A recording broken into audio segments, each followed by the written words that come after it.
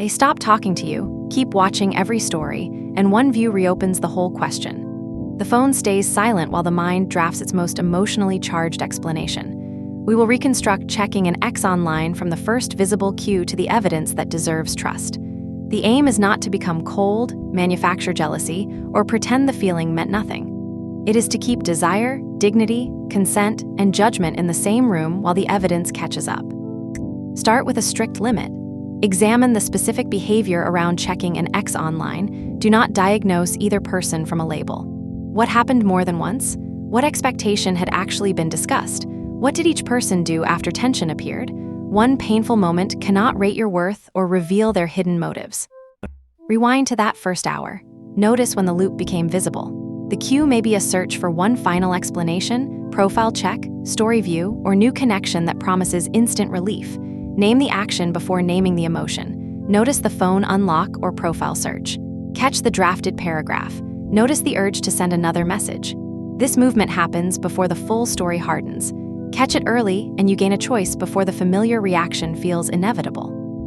Uncertainty can leave important questions unresolved. A charged moment may feel clarifying without settling the agreement. Compare that emotional spike with the whole week around it. Attraction can be genuine while the surrounding pattern remains incompatible with the relationship you want. Make 2 short columns. In the first, write only observable facts. What was said, which plan changed, what question went unanswered, or whether an apology named a specific action. In the second, write the prediction your mind added about intention, worth, or the future. Predictions may feel reasonable. They are not evidence. Ask what new behavior would genuinely change your conclusion. If no possible outcome could change it, you are defending a story rather than testing one. You may feel tempted to use another fragment of contact to reopen the full relationship story. Notice that impulse without treating it as proof. Never turn a pause into a dating tactic. Step away briefly, finish one ordinary task, and return when you can state what you want clearly. The pause is for reflection, not control.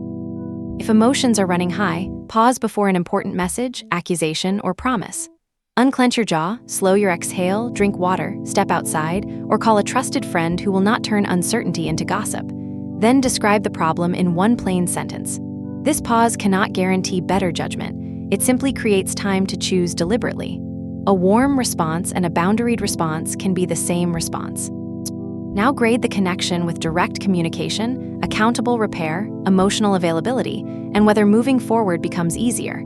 Give more weight to plans kept, limits respected, effort returned, misunderstandings repaired, and honest questions answered than to one perfectly timed moment. Follow-through shows whether sincerity can support trust.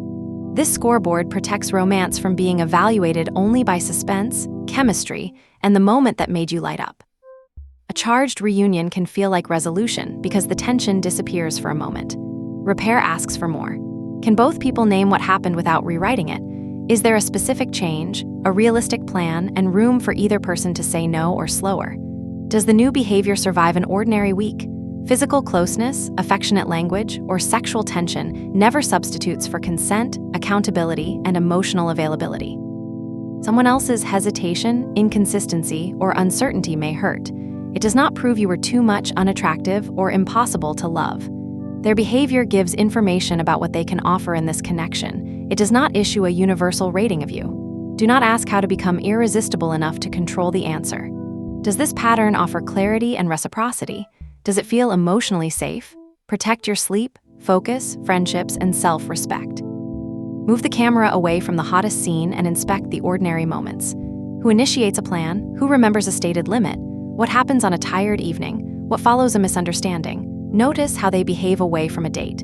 Compatibility often looks less cinematic than attraction. It appears in scheduling, honesty, consideration, and the ability to repair small ruptures. Does intensity appear only during crisis or reunion? That contrast offers useful information. Ask a question that leaves room for both people instead of presenting a psychological theory. Try, are you contacting me to repair and rebuild something specific, or only to reconnect for a moment? Ask at a calm time. Do not use a speech designed to produce the desired answer. Direct communication cannot guarantee mutual interest. It can replace hours of decoding. Both people gain shared information. A no, a vague answer, or a different intention may sting, while still protecting you from an imaginary agreement. Listen to the words, the specificity, and the follow-through. A clear answer names what the person wants and can realistically do. Specificity turns intention into a plan. Later behavior shows whether it survives outside the conversation. People can be nervous, busy, or uncertain, so do not demand perfection. But repeated vagueness that keeps access open while responsibility stays absent is also an answer. Grade the pattern, not tone alone. A usable boundary sounds like this. I will not exchange ongoing emotional access for occasional online attention or unclear contact. It is not a threat, punishment, or trick for making someone chase. It states what access you will offer and what action you will take if the pattern continues. Keep it realistic on a lonely night. If it depends on the other person agreeing with your interpretation, it is still a negotiation. A boundary under your control protects time, attention, emotional energy, and physical autonomy.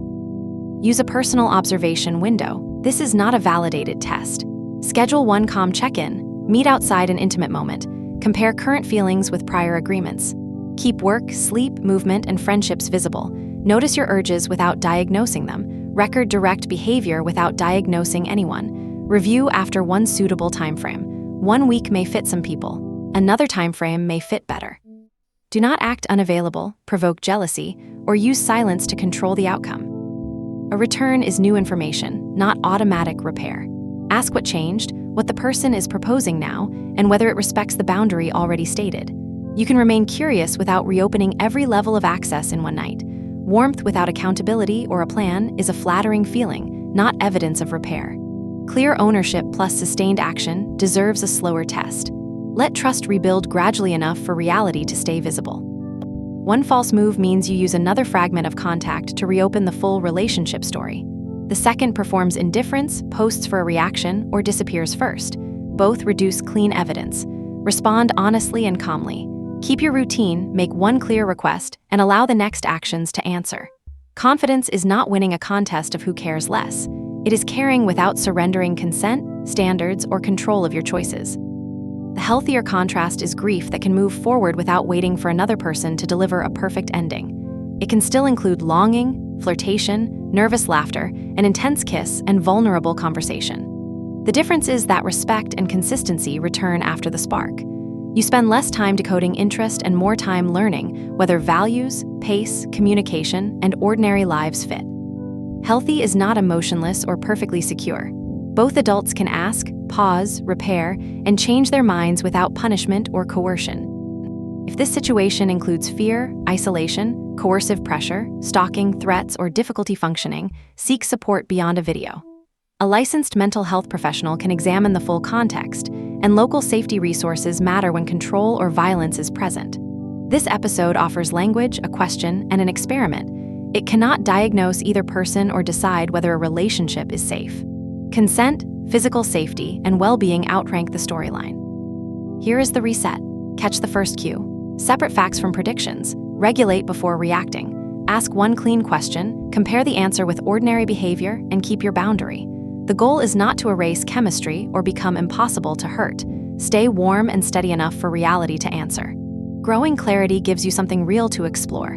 If confusion remains the main source of intensity, you do not need another dramatic scene to believe that answer. Ordinary days provide the strongest contrast.